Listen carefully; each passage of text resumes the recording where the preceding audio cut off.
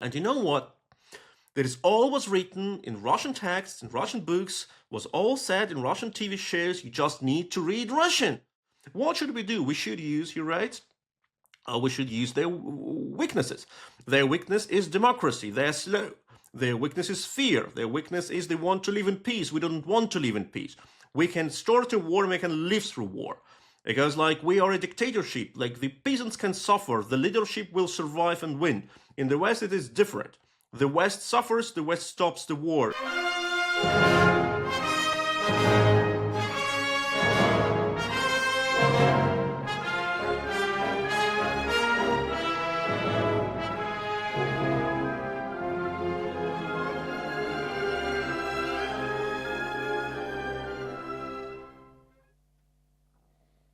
Hello, and welcome to this week's episode of On the Edge with Philip Ittner. Well, what a difference a day makes, as the old saying goes. We filmed this conversation before the eventful meeting at the White House between J.D. Vance, Donald Trump, and Volodymyr Zelenskyy. And it was just for this kind of reason that I had hoped to avoid doing headline news stories.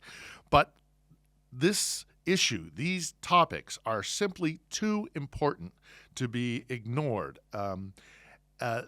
Because this week we are sitting down with our guest, Sergej Sumlenny, who is the founder and the managing director of the Berlin-based think tank, the European Resilience Initiative Center. These issues could not be more important. What does it mean as America seemingly retreats from the continent and transitions its posture to be more aligned with the despot in the Kremlin than its traditional allies and friends? What does this mean for Ukraine? What does this mean for Europe? What does this mean for liberal democracies around the globe? And additionally, can an alternative security apparatus be found, and quickly, to counter Moscow's renewed aggression?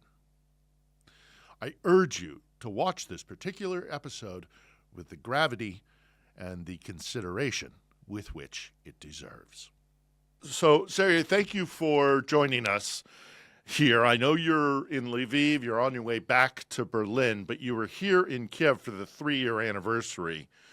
What was that experience like? What was it like being in Kyiv for the 3-year anniversary with all the dignitaries that showed up? Well, I need to say I'm in Ukraine on each anniversary of this full-scale invasion. It's not because I want to make some political statement or I want to be here on that day. It just happens like that. I go to Ukraine from Berlin every month, and I spend here, in average, like a couple of weeks every month. So naturally, the chance is very high that I'm here on that day.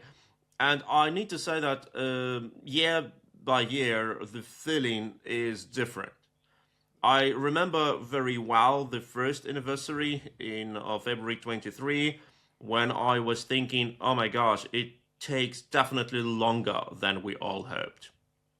Because if you remember in spring, summer 22, there were a lot of promises made by the West, a lot of commitments. The jets will come, the tanks will come, the missiles will come, that equipment, Russia must be fought back, all these emotional wave of support. And I thought, okay, if all these commitments will come true, we know that the Ukrainians are incredibly clever and incredibly creative and fast and learning. They can really master new weapons within weeks. And I thought the Russians will be defeated very soon. And the Ukrainians were in advance. They were liberating one region after another. Kharkiv region with all the graves of Izum, Chernihiv region, and they were advancing in the south. But the decision in the West was made. Russia must not be defeated, may not be defeated. Russia must not lose.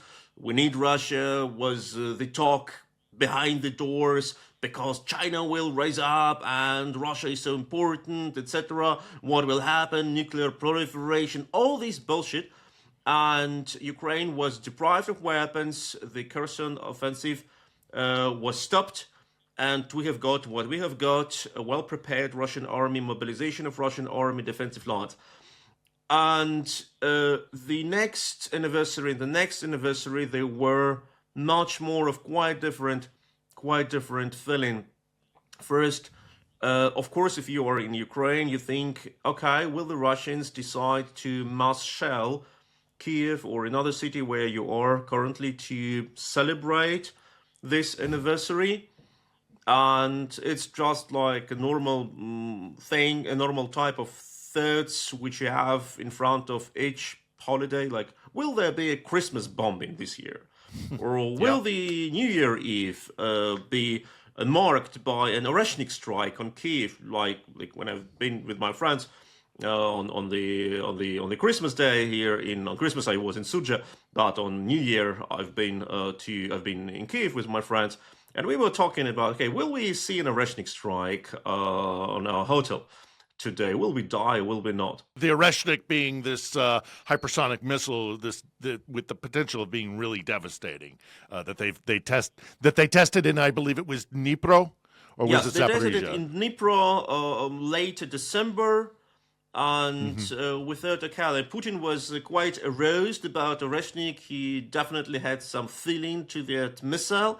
And he was mentioning it at every conference, and we were thinking, okay, will it be a strike or will it be not? And but mostly on this day, you have your memories on Facebook, which appears every year, and all these postings, all these reposts when you had on that day, and I worked in Kyiv for 6 years as a director of a German political foundation here from 2015 to 2021. And my contract was ended a couple of months before the full-scale invasion, but I had a very good contact to my Ukrainian team. I was in contact all the days before. I came to Kyiv 2 days before full-scale invasion just to prepare my friends for the worst, to think how we can support them, how single mothers can go into evacuation, what should be done. I explained them a bit like how Russians will attack from my perspective and what is to expect. And at 6:22 a.m. in early morning on February 24th, 2022, I got a message from my very good friend, my former office manager at the foundation in Kyiv office, and Victoria messaged me. It was a message which I think for me it wasn't unexpected that the Russians will strike. Like when I observed how the Russians have landed helicopters at Bryansk highway close to the border, I said, okay, next day will be strike. And then in the morning, this message came at 6:22 a.m. I hear explosions. People say it's our air defense working. At our district, is everything still calm? God save us. And that was the reality. And when you open your Facebook on 24th of February every year, you see all these messages. And I read my message, which I sent to my friends, and said, please don't stop. Please burn these bastards down. Burn their columns. Just burn them down. And that is what is happening for the fourth year in a row already. And that what should be done. I remember as we reflect on that anniversary, I remember I was in San Francisco hoping against hope that we could delay them a little while longer until spring would come and, the thaw would happen and armored columns wouldn't be able to advance. And I was saddened to see that we weren't able to delay their offensive. And so I was urgently trying to get onto a plane. So I reflect on that, the actual beginning of the war. But this year's anniversary was a little bit different, I think. And I'd like your input on this, because while we had 13 European heads of state while we had the leaders of the European Union notably absent were the Americans, because this is the first year that we now have a different administration who, however you'd like to level your criticisms on Biden, and I have my own, this is a whole different kind of thing. What was it like for you to see all the European leaders there, but the Americans absent? Well, Europe is facing a challenge which Europe hoped all the time will never have to face. And that is what we Europeans are perfect in. We ignore the obvious reality until the moment the obvious reality hits us harshly in our face. And even after that, we say, oh, maybe it was not what we thought it is. And that is what happened. And look, I'm pretty sure this whole disaster is absolutely homemade. It is West homemade, it is US homemade, and it is EU homemade. On the US side, it was all the years of first Obama administration and then Biden administration, which just ignored the reality that there are bad guys in the world who need to be stopped by brutal force, not by some reset policy, or not by some smart over smart, like Kissinger style balancing policy. No, it doesn't work anymore. And then we had Trump, who profited from all the faults of these two administrations and won the hearts and minds of people who said, we don't care, we're the best, you want to sign a deal with Putin, why not, it's not a problem for me. And then we have lost the US as an ally. When the US president openly talks about how the EU is a rival of the US and how Vladimir Putin is a great person and how he can go to Moscow to a military parade. Sorry, don't go to Berlin to a military parade in 1944. Okay, only if you're Mussolini or a sort of guy. But that is what's happening now, and that's what comes from the Washington D.C., and that is absolutely homemade. This whole disaster appeared only because it was the ground was prepared for it. And now we look at the European Union, and the EU all the time was acting on the field of security and defense like, oh, we don't care, we have the United States for that. They will settle up all our problems. They will decide how we defend ourselves. They will protect us. And yeah, we will support our national military industrial complex, like the French, the Germans, the Brits, etc. The Brits are not in the EU anymore, but that was, while they have been, it was even more visible in their policy. We don't have any European army.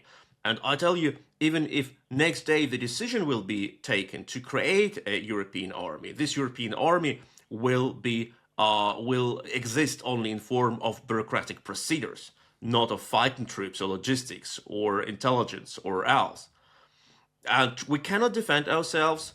We were fighting for over a year to reach a very marginal goal of 1 million artillery shells a year. We have never reached it.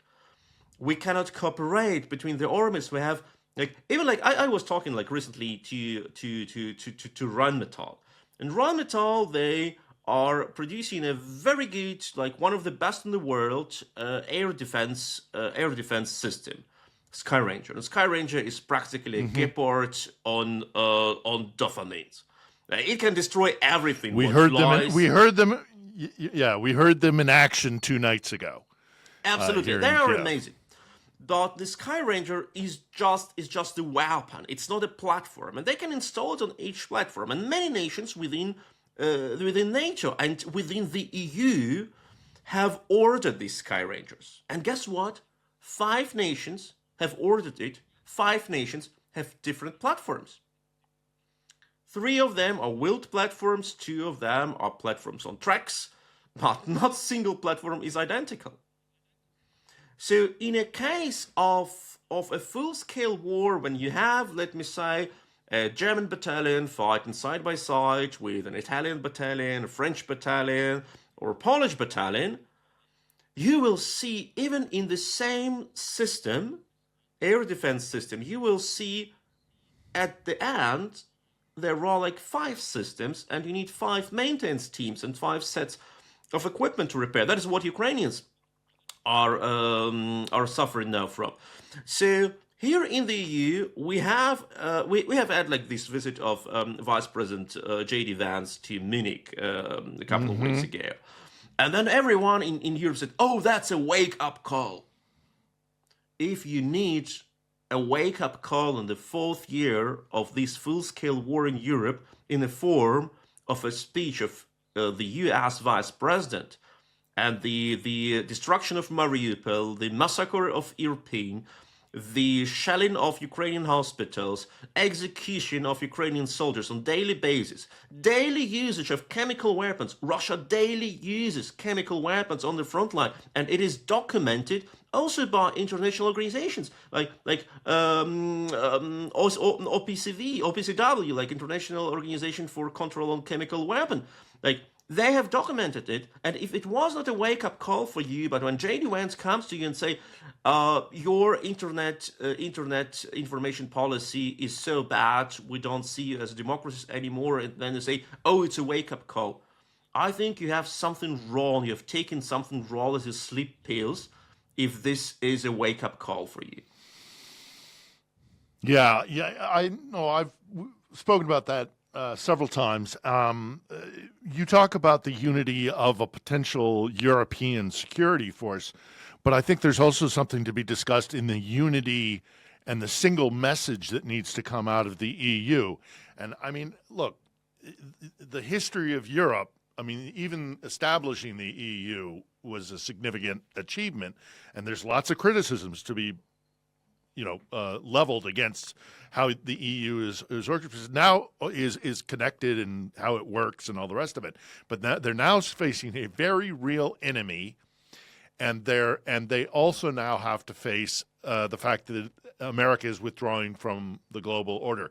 Can there be a unified plan? Can they, aside from the security measures, can the leadership get together and figure it out exactly what their plan is and unify that plan, do you think? Yes, it can. The problem is that you need to clearly divide the question of capacity or potential strength and plausible, like feasible, realistic decisions which can be made.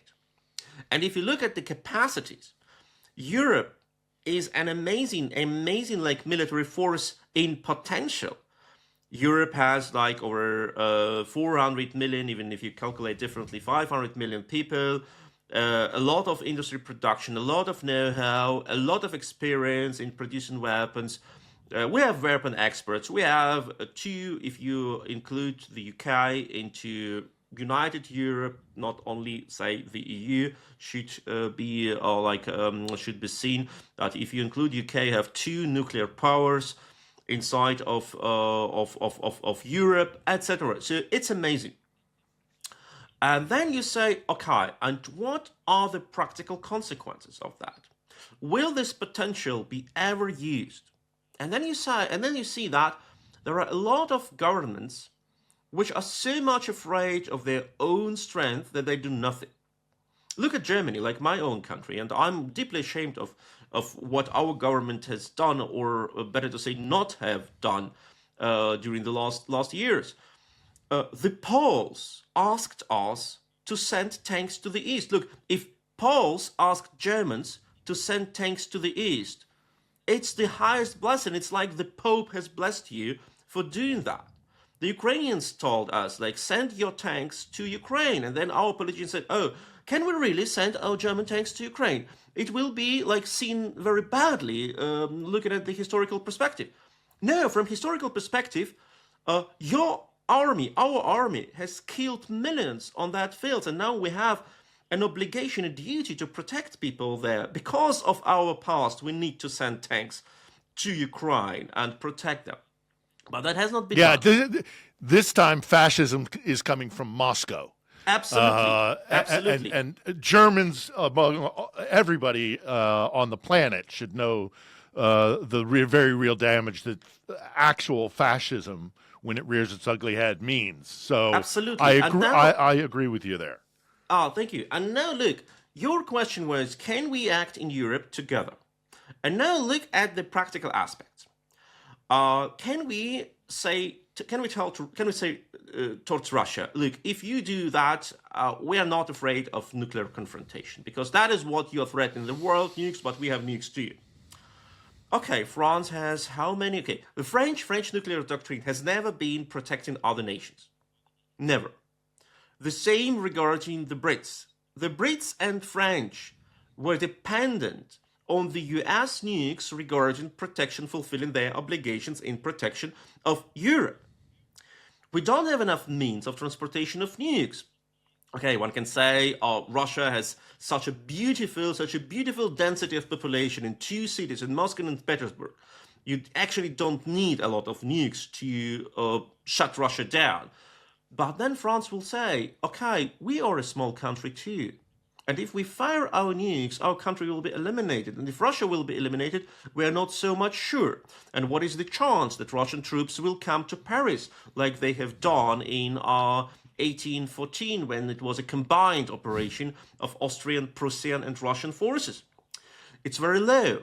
So why do we need to die for Poland and for Ukraine and for, let me say, the Baltic countries, when we can just protect our ground and pull us aside, like away of this conflict? It is very, very realistic approach. Then we can say, okay, where is the line? What line should Russians cross that Europe will respond with all their armies? Who is in charge? Will it be a NATO case or the EU case? What are the rules of engagement? Like, we have a German battalion in the Baltics. I'm not sure if the rules of engagement of the battalion commander are, when you see a Russian soldier approaching your ground, marching without even shooting at you, but marching on sovereign territory of Latvia, you need to just kill him. I'm not sure that are the rules. So that is something I think Europeans are paralyzed by I think the entire West, but Europeans now in particular have been paralyzed by their fear of the consequences of a Ukrainian victory and a Russian defeat, and the ramifications of what that means, and the nukes that you mentioned has also paralyzed them, which is exactly what Moscow wants.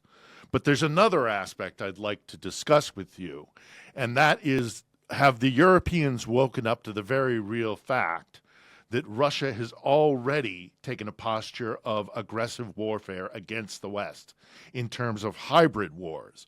We see recently the events in Romania, where clearly their elections were interfered with. We've had a raid in which Moscow supplied money and support was found. Of course, we see it in your native Germany, the interference on the political stage there, and all around Europe. Do you think the Europeans are recognizing that they're already involved in a hybrid war with Russia? Well, many are realizing, and it's not like we always say, okay, hybrid is something which is under the radar, but actually, if you look at the UN Charter, you will see that the very legalistic, very strict definition of aggression includes absolutely non-violent actions, like blockades of harbors, or financing of mercenaries which go into the sovereign territory of another country. It's all aggression. It's all legal definition of aggression according to the UN Charter, and this definition of aggression allows other countries go into collective defense, and collective defense is actually the only the only way of using lethal force according to the UN Charter and not violating international law. The only way how you can kill other nation soldiers without being a criminal according to the international law is to be in a situation of collective defense. And collective defense can be only used against aggression, but aggression itself can be non-lethal. That is interesting. And when we now say, okay, but Russians, they have just sabotaged our plan. They have just sent their UAVs over our military bases, which happens on a daily basis, almost in Germany. They have just blown up our warehouses with ammunition like they've done in Czechia. They have just used chemical weapon nerve agent in Salisbury. They've severed... Yes, or they've severed communication lines in the Gulf in the Gulf of Finland. At what point does the do the Europeans just say enough? And is there a line that could be crossed where they get? I mean, whether it's boots on the ground or whether it is full-throated support for Ukraine's armed forces. When is enough enough? Well, I think that the Russians are creatively testing these limits, and the problem with this testing is the more you test them as a Russian, for example, the broader the situation is. It's like stretching your muscles. Like when you go to gym, you don't go like from 0 to 100. You just first, you stretch, you warm up, then you take a lower weight, then you go more and more and more. The same is what the Russians are doing. If they would have started like from the very beginning with cutting our cables and blown up our military bases, you'd say, oh, that's aggression. But then, okay, like it happened once, it happened twice, it happened third time, then something added up, etc., etc. It's not that scary anymore, and that is what Russians are using. And I'm afraid very much that the moment when the first caliber missile hits Kurfürstendamm in Berlin, that moment a cohort of German politicians would run around the Bundestag crying, now we must capitulate because we have already experienced the destruction of our cities 80 years ago. We don't want to experience it again. And that is why it is so much important to arm up Ukraine as much as possible. Because when Ukraine fails, we alone in Europe, despite all our numbers of troops and technology, etc., will not be able to defend ourselves. And GDP. Yes, I'm talking regularly to German Bundeswehr.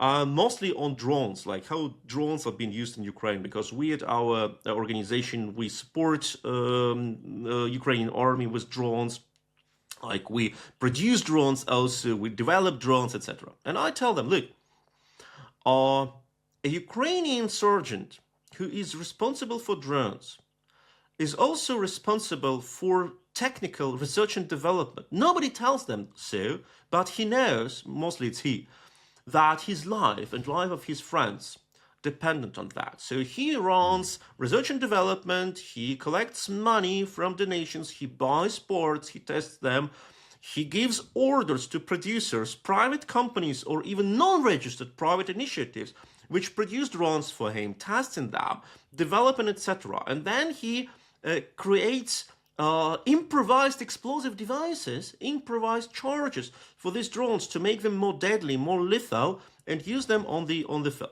So look, if a German sergeant, German Feldwebel, would have even started to do that, he would have been court-martialed the same moment, because it's forbidden. Because you clearly overstep your competence, you clearly overstep the rules, you clearly produce what is forbidden to produce. You increase risk for your comrades by ordering them to use unauthorized weapons, etc., etc. Like, it is like a lifelong sentence. We don't have death sentence in Germany, but it will be definitely a lifelong sentence for the soldier. That is how we paralyze ourselves. Because in the moment when it's about life and death, in a moment when you have the largest army in the world in active combat with clearly genocidal goals in their minds and clearly genocidal actions. You cannot apply the legal rules which have been developed 60 years ago in a belief that the last large war is over and our rules are to prevent the next large war. Where still in Germany and other European nations, we still live according to the laws created for peacetime and much worse for peacetime under the US military protection, including nuclear umbrella. Well, before I move on to kind of the U.S. and where Europe stands in relation with a U.S. that is withdrawing, I want to finish talking a little bit more about the European situation on the continent. We talk about the leadership at this point. We've spoken about a wake-up call to the European leadership. Is the messaging getting down to the citizens of Europe? Are they aware of the very real threat from Moscow? And is Europe's leadership properly girding its citizenry to get ready for much more difficult times ahead when it comes to this war and how it affects them directly? I think the demand for leadership is huge in Europe. And I think that the disaster and the fall of the so-called traffic light coalition in Germany, the coalition of the Social Democrats, Liberals, and the Greens, was caused by the lack of their leadership. The Chancellor Olaf Scholz demonstrated what he believed and what he is and what he called was outbalancing and clear-minded approach, Besonnenheit. And he thought that when he doesn't go too much left, too much right, too much peace, too much war, he will find the golden path. And that's exactly how you lose everything. That's exactly how you lose everything in a strategic perspective. And we have the rise of populists in Germany, like the Alternative for Germany, the far-right pro-Russian party has got over 20%, almost 21% a week ago amid the elections, and that is twice as much as 4 years ago. So they have doubled their results during the traffic light coalition. And it's not only because of Russian propaganda. Of course, Russian propaganda played its role, but it is also because people want to see leadership. And some people tend, yes, to bad leadership, to leadership of these pro-Russian populists, but they want to see people who act. Supported by Moscow. And we know that. I want to make that perfectly clear, though, as well. Some of these parties are actively supported financially. Again, I'm going to mention Romania, but I'm also going to talk about like Orban. I mean, who is a member of Hungary is a member of the European Union, and Orban is far more friendly to Moscow than he is to Brussels. So it's not just propaganda; it's actually political support and financial support. Yes, and that is exactly what many people preferred to ignore for years. Like, look. There was almost the same situation as we had in Romania. It happened like 10 years ago, 9 years ago in Montenegro, when it came even further to a coup, and there was an attempt of assassination of political leadership with armed persons with machine guns, etc., placed on the way of the where the political leaders were driving their cars. And then, when it was all like discovered, it looked back then in like 2015, it looked like, oh my gosh, that is something like from Tom Clancy's books, etc. But it was real on the ground. And then I remember I was holding a speech, like a report on Russian propaganda and Russian activities abroad in Bavaria, in German Bavaria, in Tutzing.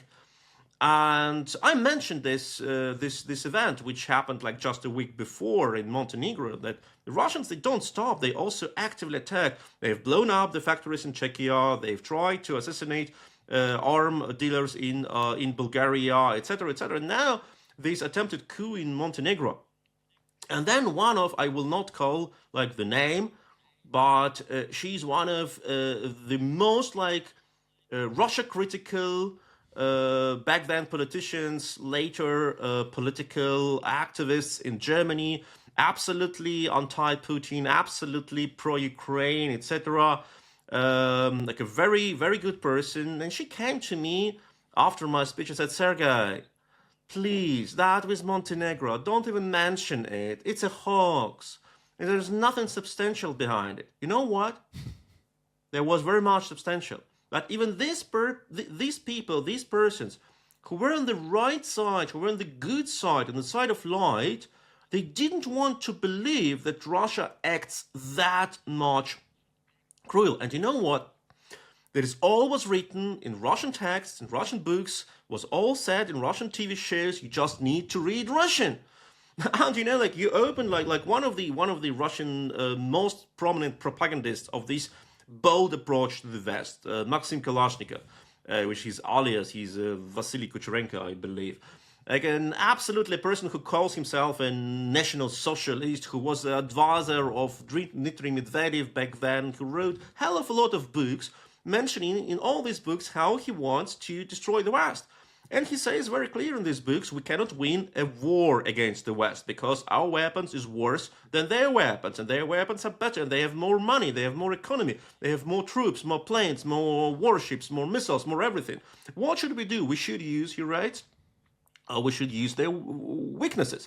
Their weakness is democracy, they're slow. Their weakness is fear. Their weakness is they want to live in peace. We don't want to live in peace. We can start a war and we can live through war.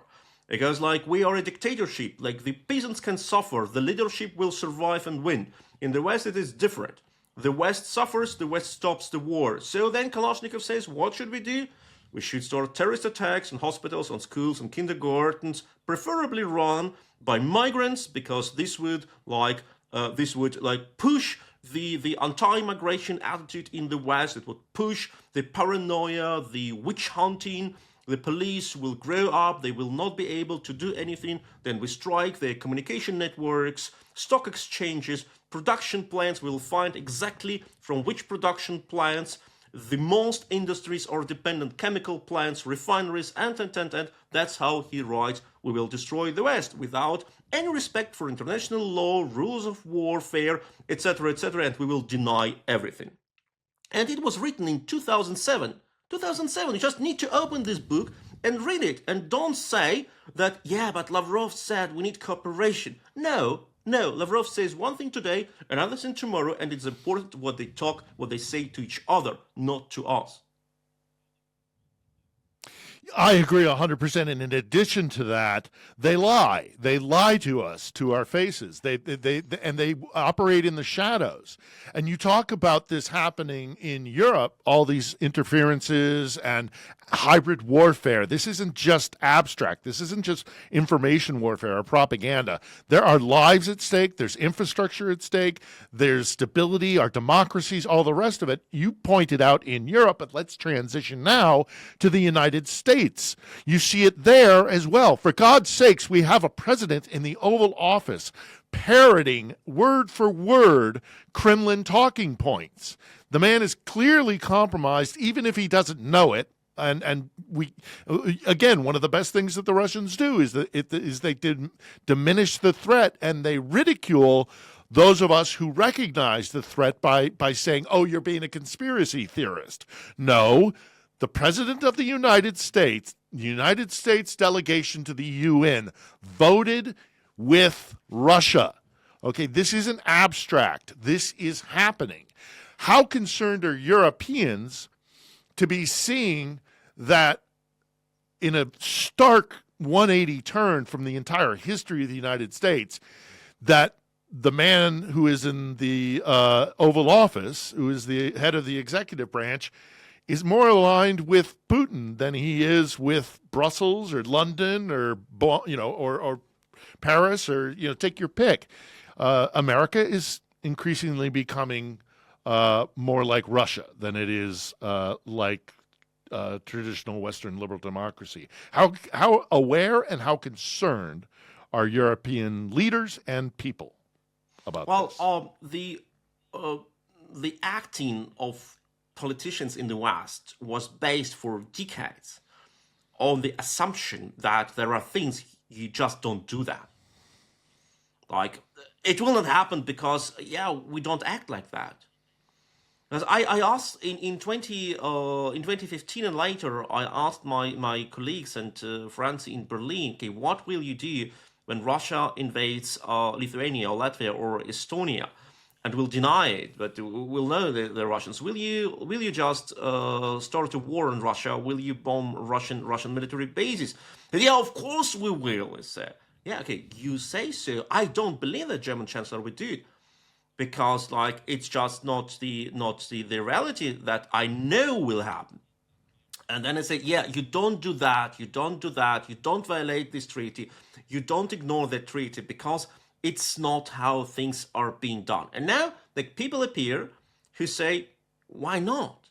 We can just say we want to have Greenland, or we just say we don't pay for your protection, or we say, why not supplying arms to Russia? Because they can pay more. Ukraine doesn't have money to buy our tanks. Russia has money. Why don't we sell tanks to Russia? Things which like 10 years ago, 20 years ago, 30 years ago were unthinkable, not because they are forbidden, but because just it's not okay to act like that. They start to be normal. And that is, I think, the very direct consequence of the fact that we have not punished Russia in 2014 and neither in 2022. Russia has annexed parts or for that matter 2008 when they invaded Georgia. Exactly. Russia has invaded foreign countries. Russia has annexed foreign territory. And look, in Georgia, they have not dared to annex part of Georgia. De facto, they have, but they have not said it's our territory now. In Crimea, it was the case, and it's step by step. It's like step by step, destroying the basis, the fundamentals of international law, and the world allowed them to do that. Allowed them to do so. I tell you more. Like the whole attempt to stitch, to glue ourselves to the dead norms of the United Nations, which, like, we know that the world attempted to create international organizations every time nach a Great War. Nach World War I, the League of Nations was created, not very much successful. Then World War II came. The United Nations was created, much more successful, but obviously it's in the end of its life cycles. So it should be either reformed or reestablished by something new. But still, in this United Nations, we have a case. We can remove Russia from the Security Council. It is possible. It is possible, because you can raise a question why Russia is occupying this seat which belonged to the Soviet Union, and Russia never said legally, okay, politically many times, but legally never, that it is a new incarnation of the Soviet Union. The Supreme Council of the Soviet Union in 31st December 1990 said that the Soviet Union as a subject of international law has ceased to exist, and Russian Federation has never claimed legally that it is a successor of the Soviet Union. So Russia has no right to be there. Russia has no right even to be in the United Nations. It never applied for its seat in the United Nations. It just taken its seat. And the Security Council, has a right to vote on this sitting. And on this case, Russia doesn't have a veto power, because veto power of permanent members only applies to security issues like decisions of the Security Council on implementation of restrictive measures, sanctions, invasions, etc. So Russia can be removed just within a day from the Security Council, but everyone is afraid. Everyone is afraid to do it because, we live in this holy world of rules where it's a gentleman club for our friends, and Vladimir Putin is so much closer to us that this weird Zelenskyy, who is not even a politician, etc., that is how they act. That is how they act. They have much more common with Putin or Xi than with, let me say, Zelenskyy or whoever comes after him. Because because Putin and Xi are big boys, big guys from the nuclear club who are really belong to this aristocracy of the ruling nations. And Zelenskyy is leading a nation which fights against colonialism. Who is he?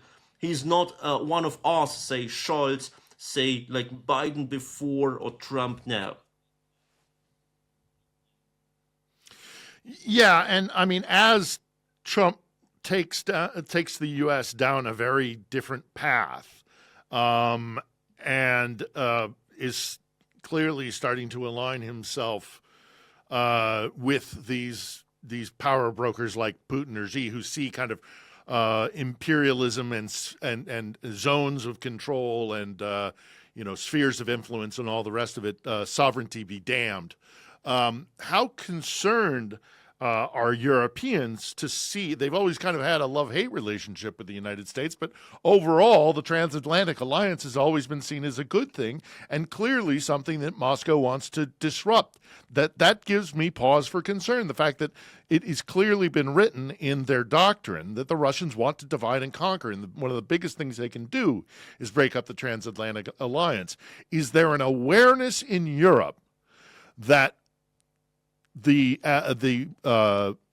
withdrawal of America from the global stage should be a troubling issue for folks on both sides of the Atlantic? Are the Europeans aware, are concerned, or how concerned are they that losing America, while it might embolden and finally get them to have a backbone, but it's a bad thing that this transatlantic partnership and common cause is disappearing? Are the Europeans now more fixated on their own, establishing their own, backbone, as I say, or alliance or agreements or what have you? Or are they, how concerned are they that America is withdrawing? Well, that is, of course, it's shattering the fundament of our world. It's like the walls of your house are collapsing.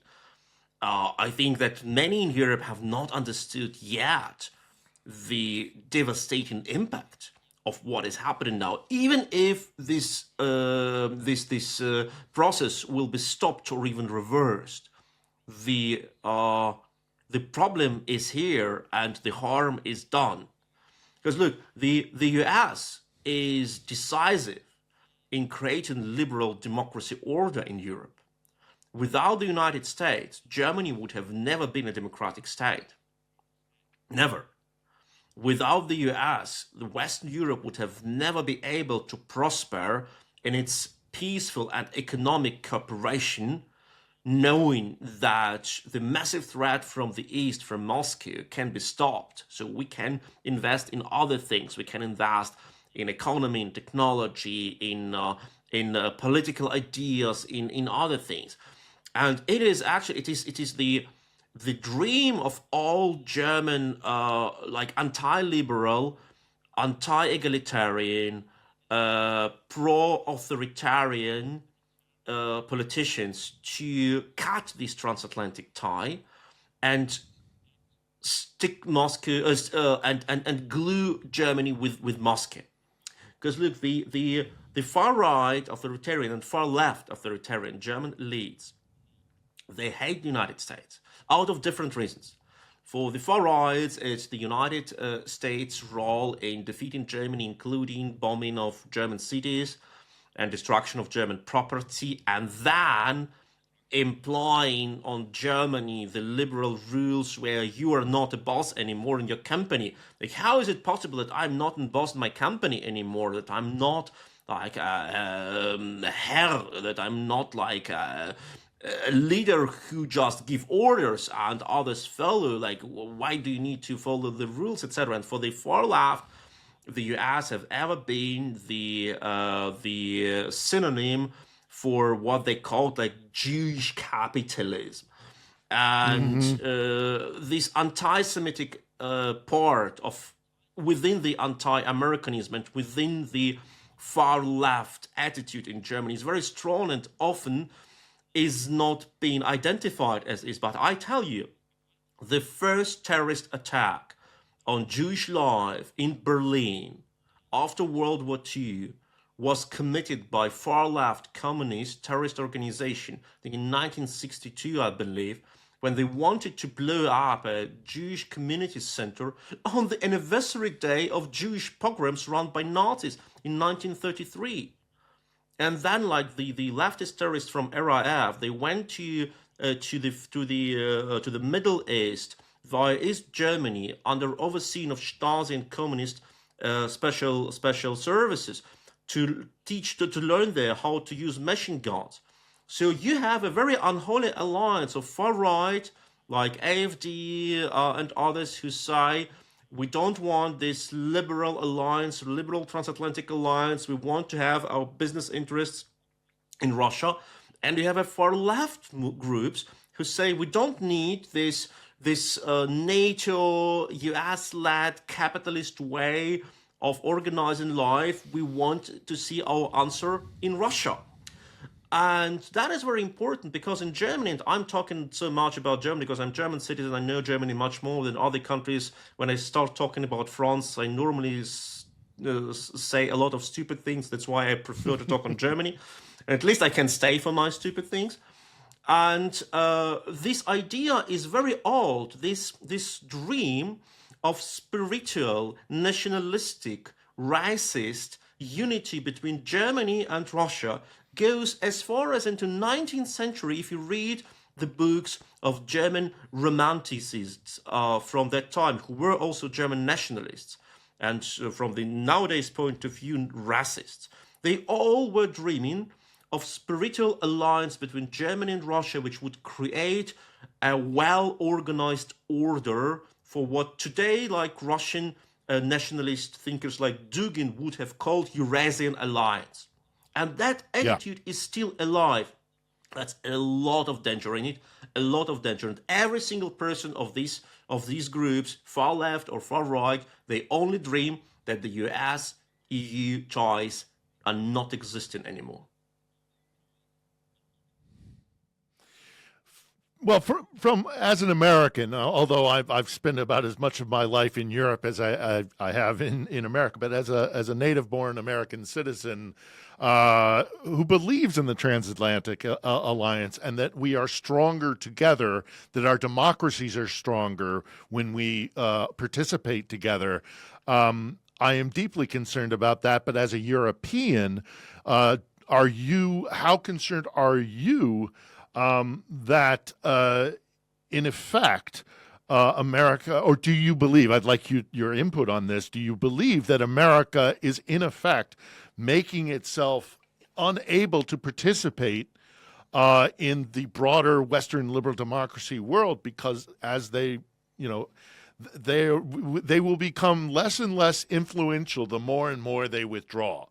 Do you think Europeans are now getting to a place where they say, this relationship is done. You are not involved in our internal politics in Europe. We don't want your involvement. The transatlantic alliance and that strength between Western liberal democracies is no longer existent. So I don't care what you say, Washington. We're going to do what we're going to do.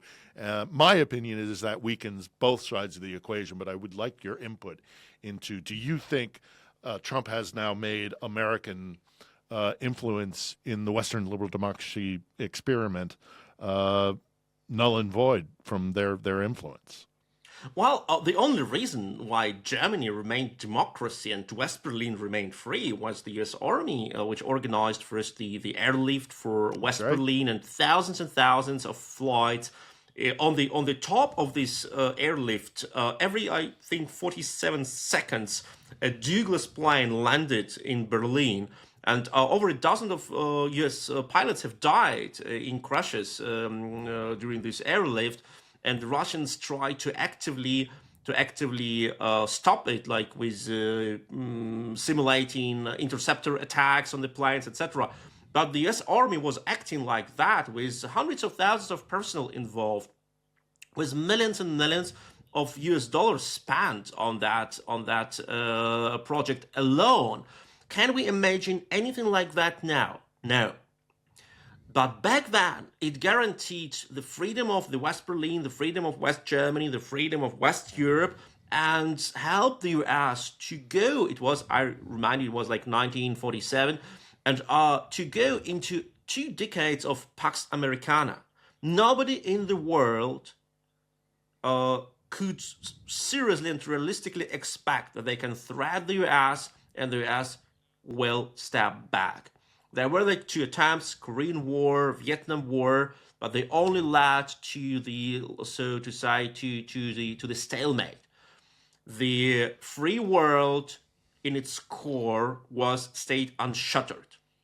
And that was the reason why we have all this beautiful development with all technologies, with all the freedom which we have now. Just imagine what would happen if, like, General D. Clay, Lucius D. Clay, would have said, okay, West Berlin is not to be protected. True, it's impossible to protect West Berlin. Our soldiers will die for nothing.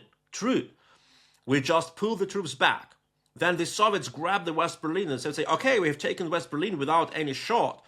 We go further. We go to Hesse, Frankfurt, Hamburg, Munich, etc. Then we go to the English Channel, to the La Manche Strait, and.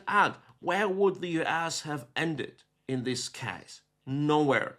And I'm afraid that what we observe now, this decline on the influence of the US, is the result, and please forgive me if I say something stupid, because once again, the US is not my core subject, but I'm afraid that what we see now is the result of different in the tactics, in the values, etc., but very similar in this isolationistic idea movement of both Democrats and Republicans. And we have seen it recently within the last 150 years in the US, more involvement in the West, overstretching, more isolationism, more involved, then you get punched into your face by the bad guys, and you go more involvement, then you overstretch and go back. So now we are in the phase more isolationistic ideas, more pulling out of the world, pulling back to the core problems. You have opioid crisis, you have poverty, you have unemployment, you have reduction of production, deindustrialization, you name it. Like every country in the world suffers from that, but of course your own pain hurts you more than pain of others. And they say, maybe I will remain protected by 2 oceans and stay concentrated on my case. The problem is you're too big hunting object. You're too fat prize. And a lot of nations, China, also Russia, want to have a fatty piece of your meat and get it. And believe me, if you try to go back and hide behind the ocean, it's not a protection anymore. And China will come for you, and even Russia will try to come for you. Do you know how often Russians mention Alaska as their own country, as their own land? Do you know how often Russia mentioned Fort Ross in California as their own land? And I tell you more, the Russians on the climax of their imperialistic expansion in 18th century, they even had their military fort on Hawaii, on the Isle of Kauai. They had Fort Elizabeth there. Do you know how much time they need to claim it? Exactly as much as a typist in foreign ministry will type down Lavrov's speech that Russian-speaking population of Hawaii is suffering from American imperialists, and you know the Hawaiians are suffering so much from American military base, and you test your weapons there, you destroy landscapes, you grab land from the natives, you don't let them to participate in the hotel business, but under Russians it would have never happened. That's why they claim Hawaii.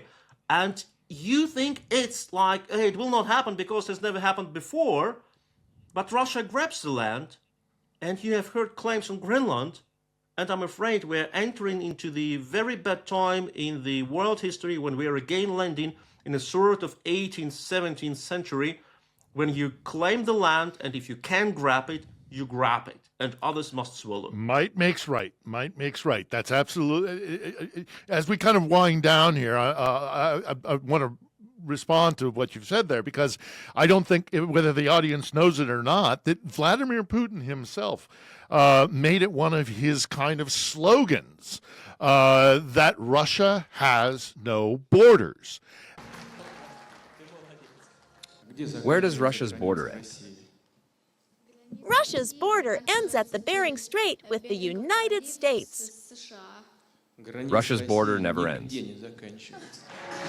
And that means Russia can continue to expand by right of being a mighty power. That's the mentality that the Russians have, and I don't think my fellow Americans are aware of it, or not. And I would like you to respond to my question of, are Europeans waking up to the fact that Russia has this imperialist mentality and it won't stop at Ukraine? Whether it doesn't necessarily have to be tanks on the Champs-Élysées, but if they can manipulate and control and intimidate Europe, they don't have to have tanks in Piccadilly. Are Europeans aware of this? Because Americans sure as hell aren't. Well, I think that most of European nations, except of the Poles and the Baltic nations, who have direct border to Russia and have experienced many times Russian occupation during the last 100 years, they still live in that illusion that, okay, maybe Russia will grab our eastern neighbor, but they will not come to us. Because from the point of view of an average German politician, okay, what is the worst case scenario? Russia will try to attack Poland. First, it will not happen because they will not do it. They're not stupid. Poland is in NATO. The Russians will never dare to do it. But even if they do it, Poles have such a great army. They have just bought more Korean tanks, Korean artillery systems, HIMARS, etc., etc. They will be stopped. No, because at the moment when Russia is in a position to attack Poland, Russians have already grabbed Ukraine. And we know from history that, and from the nowadays situation, Russians are very good in digesting occupied nations.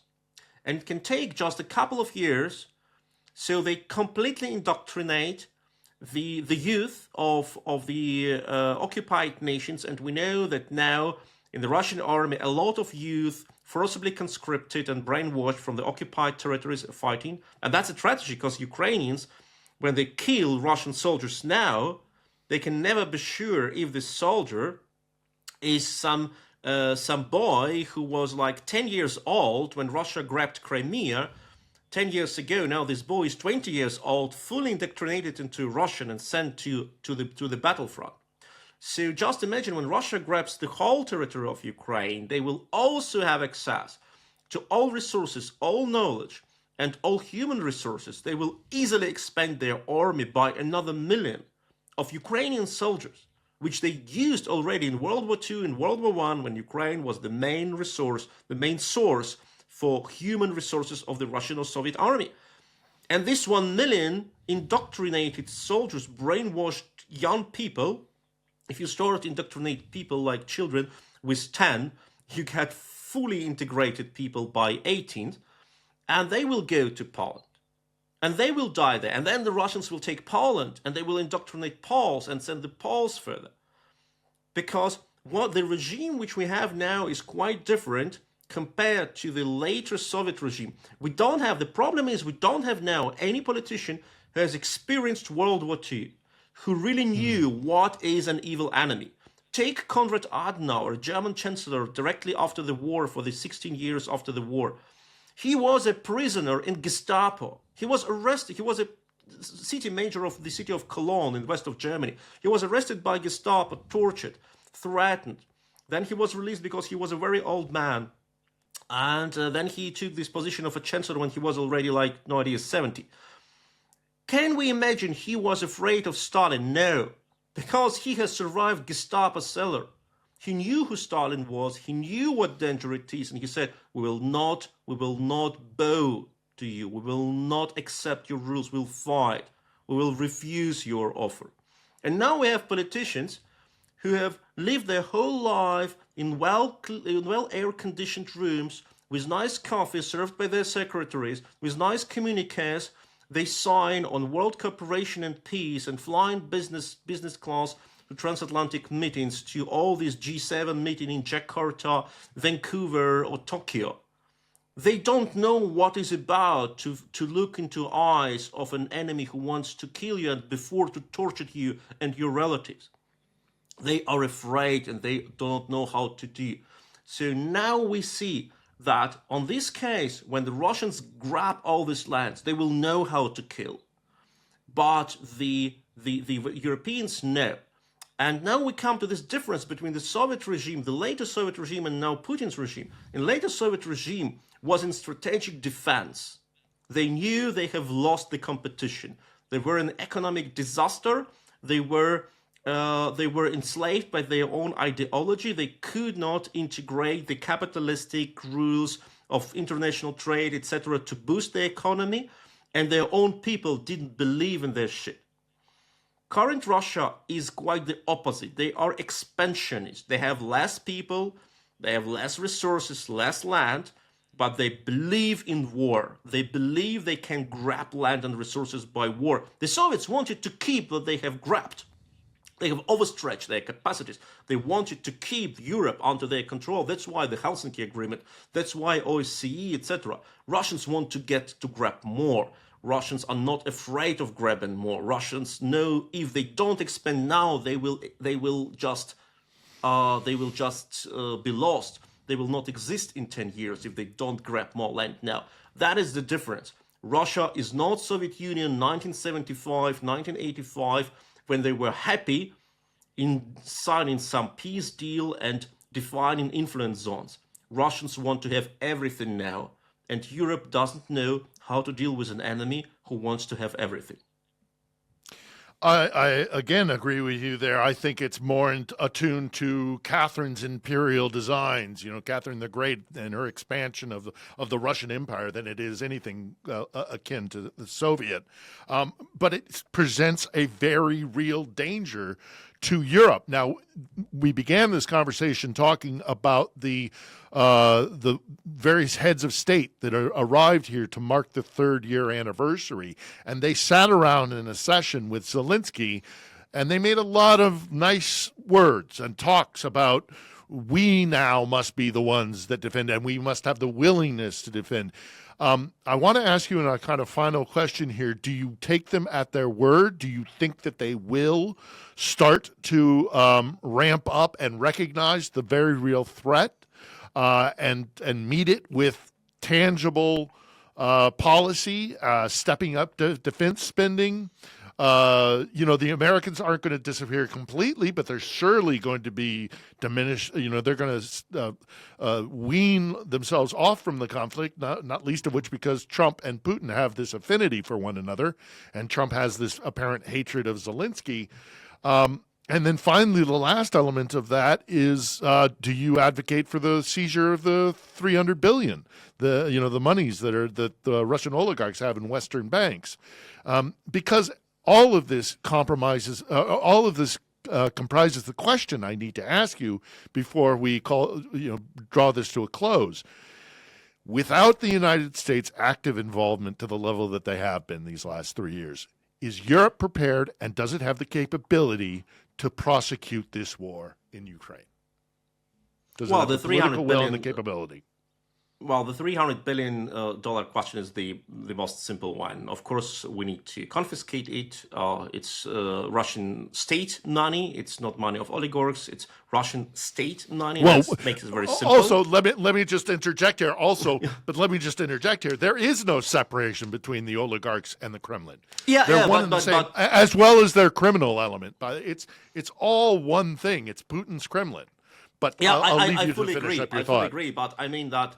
If it's state money, there is no need to prove the relation between the money and the crimes committed by the state. It's just state property. Just take it, and it's over.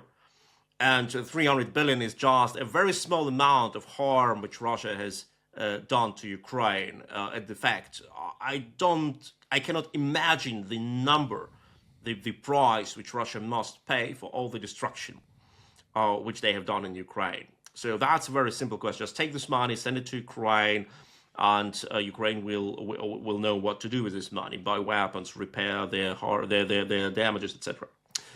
The question is if European politicians are willing and are able to fight Russia with all the force we have. And I'm afraid they're not. I'm afraid they're not, out of very simple reasons. They're all leaders in their nations where they need to deal with domestic problems, where they need to go into coalitions, where they need to explain to their citizens and voters why they do that and that, why they have operated that and that way, and why I have taken like 100 billion euro and sent it to the army, not instead of like repairing the bridges, etc. And you never win this fight, because there is always some older lady or older gentleman who say my salary or my pension is so low. Why do we send like billions and billions of euro to Ukraine to fight the war which we cannot win, allegedly? So the only way, and it's a paradox, the only way to stop this disaster is to act as fast as possible and to win this war as fast as possible and stop this discussion. Just stop this discussion, because there will be no Russia. There will be no Russia anymore. There will be no Russian money into our populistic parties, in our far-right, far-left parties. No sabotage actions. No sending troops to neighboring countries. No cutting our cables. No damaging our refineries. No like killing our politicians, etc., etc. And that is the solution.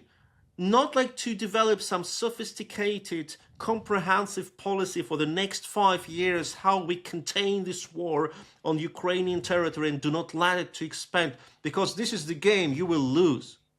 You do not go into this game, you will lose it.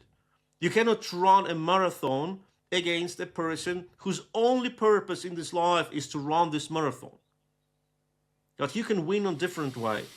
And that is exactly the chance we have lost in 2022. Not defeating Russia back then, but that is the chance which we can have now. We still have enough weapons in Europe which we can give to Ukraine. We still can apply sanctions on Russia that hard that Russia will collapse. And then your companies can profit from rebuilding economies of independent nations on the former territory of former Russia. Then you will have all the contracts for Bashkiria, for Tatarstan, for Bashkortostan, for Udmurtia, for Sakha, etc. But if you let Russia freeze this war, they will use this money to rearm for the next war, and we will relax and we will say, oh, the war is over. Finally, forget all the military spendings, forget all that and that crap. Just let increase the pensions, because our pensioners have waited so long time for increase of the pensions. We can do it now. Increase like children benefits, increase spending for universities, increase spending for healthcare, etc. All necessary projects. I agree, but at the same time, Russia will invest all their money into arms. And you know what? In 5 years, we will be as low in our defensive capacities as we are now, and maybe even lower, because we will not buy new equipment. Because we have bought so many equipment. But the Russians will have much more equipment. They will still have all experienced soldiers and a lot of willingness to finally win this match, because for them, it will be a revanche. It will be an attempt to finally win what they believe is theirs. And they will see the West as a weak adversary. And you know what they do with weak adversaries? They cut their throats. And that is what we will face sooner or later if we stick into this lie of freezing the conflict, finding a solution, and coming back to business as usual. Yeah, if we let them off the hook for fear of the ramifications or from the strain of the current war, I fear that all we'll get is a much larger war down the road. As much as it breaks my heart to say this, because every day Ukrainians are dying on the front lines. So I think we're in agreement there. I hope more Americans would recognize this and not be as short-sighted as they're being when it comes to this. And I really sincerely hope that Europeans equally will find a backbone and the strength to resist. Is there anything you'd like to add before we draw this to a close, Sergej? I've appreciated your time, and it's been a fascinating conversation. If the opportunity to say anything else to my audience before we draw to a close? Every single victory of Ukrainian army, even if it's the smallest one, even if it's a destruction of one tank or one IFV, is a victory of the West. One Russian tank destroyed in Ukraine is one Russian tank less driving your city's road and smashing your house and destroying your life. That's why there is no such thing as too much money for Ukrainian army. Many people ask me, why do we need to donate for Ukrainian army? Because our governments already spent taxes. Well, first, because there is never enough. And second, because the direct spending to direct needs of very particular units are much more efficient than a huge transactions of money where the transactional costs are very high. So if you buy, let me say, 100 drones for a very particular Ukrainian unit, you bring much more impact compared to a package of, let me say, of several million euro because of the direct impact. There's also a sign of solidarity. It's also a boost of morale of Ukrainian troops. You should know how eyes of Ukrainian soldiers, how they are turning happy when I tell them what our German and American and other donors tell us when they send their 50, 100, 500 US dollars or euro. They really, in that moment, the soldiers who live in trenches for years now, they understand that they're not being lost.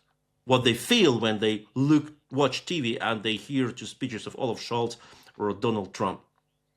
And that is important. And Ukrainians are so gracious. They fight our fight for us. They pay with their blood for our freedom. And I personally don't want this war to come to my city of Berlin.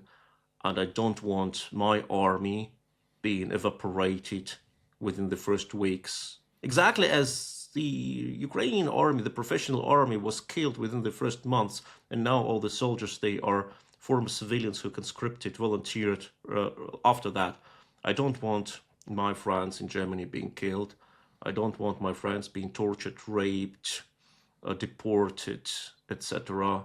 That's why I stay for Ukraine. That's why it's in our interest. It's not in the interest of Ukraine. It's in the interest of our nations and our friends that we stand with Ukraine, we support Ukraine. So do this. And don't forget that they need drones. They need drones. They need other equipment too, but they need drones. Do it. Well, we will include in this episode in the description links to your organization, the European it's Reliance, yes, Resilience, European Resilience.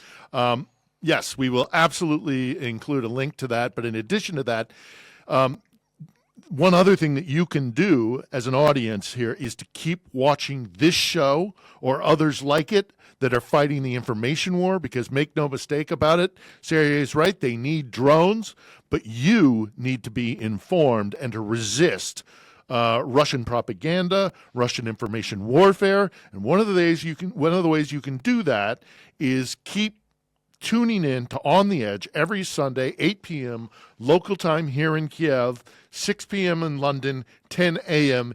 Pacific in America. That's one front line where I think we need to be unified as well. So even if it isn't On the Edge, channels like it or listening to folks like Sergej here, that is another thing that you can do to defend Western liberal democracy, because make no mistake about it, we're already at war. Sergej, it's been a wonderful conversation. I appreciate your time. I appreciate you taking the time out as you travel back to Berlin. And Lviv is a lovely city, so you could have been doing a number of other things than sitting here and chatting with me. But nevertheless, it's important that we've done this. And I thank you very much for your efforts and for your time.